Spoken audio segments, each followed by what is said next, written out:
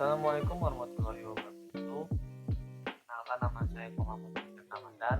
Saya merupakan mahasiswa aktif komunikasi di Universitas Nasional. Kali ini saya akan membahas tentang komunikasi organisasi, yaitu ruang lingkup komunikasi organisasi. Yang pertama ada konsep-konsep dalam komunikasi. Pengertian komunikasi secara umum, komunikasi merupakan proses penyampaian pesan berupa verbal dan nonverbal dari komunikator ke komunikan yang dapat terjadi jika terdapat dua orang atau lebih, dan juga terdapatnya perubahan tingkah laku si penerima atau orang lain.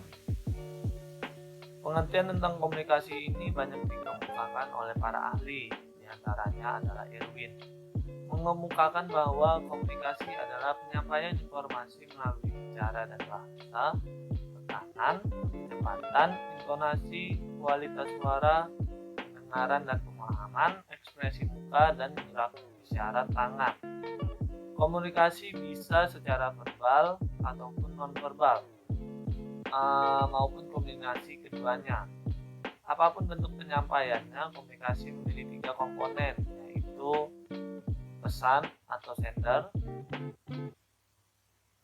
pengirim atau sender, pesan atau message, dan penerima atau receiver. Proses komunikasi terdapat dua, yaitu komunikasi primer dan sekunder.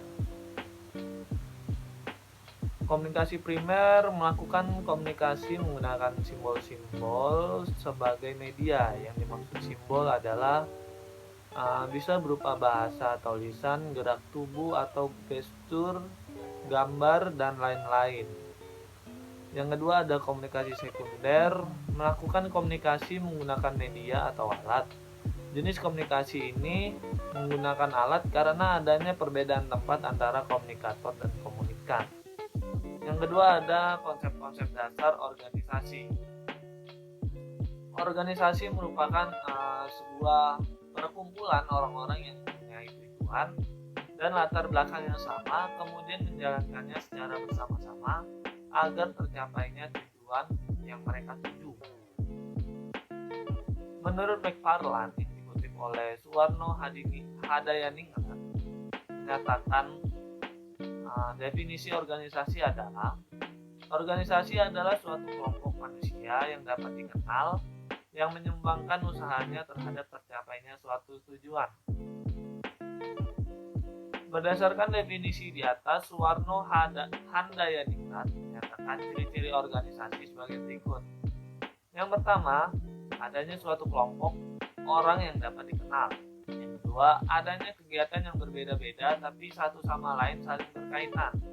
Yang ketiga, tiap-tiap anggota memberikan sumbangan usahanya ataupun tenaganya. Yang keempat, adanya kewenangan, koordinasi dan pengawasan. Yang kelima, adanya suatu tujuan. Tujuan organisasi secara umum ada 5. Yang pertama, mencapai merealisasikan keinginan atau cita-cita bersama dari setiap anggota organisasi. Yang kedua, mengatasi keterbatasan mandiri dan kemampuan pribadi untuk mencapai tujuan bersama. Yang ketiga, mendapat pengakuan dan penghargaan baik bagi para personel dan organisasinya sendiri. Yang keempat, mendapatkan pengalaman dan interaksi antara anggota dan dengan organisasi lain. Yang kelima, memperoleh hasil akhir pada waktu yang ditentukan. Yang ketiga ada relevansi komunikasi dan organisasi. Komunikasi adalah sebuah cara untuk dapat menyalurkan sebuah informasi kepada seseorang.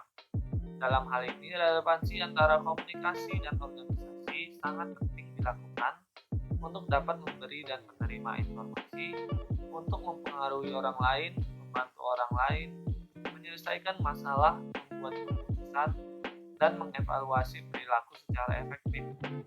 Jika organisasi ingin maju, kuasailah segala informasi dan komunikasikanlah informasi dengan cara dan saluran yang benar. 5 elemen utama komunikasi organisasi. Yang pertama, adanya pesan inti, memberi pesan, waktu, penerima pesan, dan penyampaian pesan. Yang keempat ada fungsi komunikasi organisasi. Fungsi-fungsi komunikasi dalam organisasi. Ada 4 fungsi, yaitu fungsi informatif, regulatif, persuasif, dan integratif. Yang pertama ada informatif. Seluruh anggota organisasi mendapatkan informasi lebih banyak, lebih baik, dan tepat waktu. Yang kedua ada regulatif. Berkaitan dengan peraturan-peraturan yang berlaku dalam suatu organisasi, seperti dalam menentukan yang menjadi atasan dan bawahan, dan menentukan pekerjaan apa saja yang akan dikerjakan nantinya. Yang ketiga ada persuasif. Biasanya digunakan untuk dapat memberikan pekerjaan kepada bawahannya. Hal ini digunakan karena pekerjaan yang dilakukan secara sukarela akan menghasilkan kepedulian yang lebih baik. Yang keempat ada integratif. Komunikasi adalah melaksanakan komunikasi untuk memperoleh kesesuaian dan kesatuan tindakan dalam pelaksanaan tugas-tugas organisasi. Mungkin itu saja dari saya. Sekian dan terima kasih. Wassalamualaikum warahmatullahi wabarakatuh.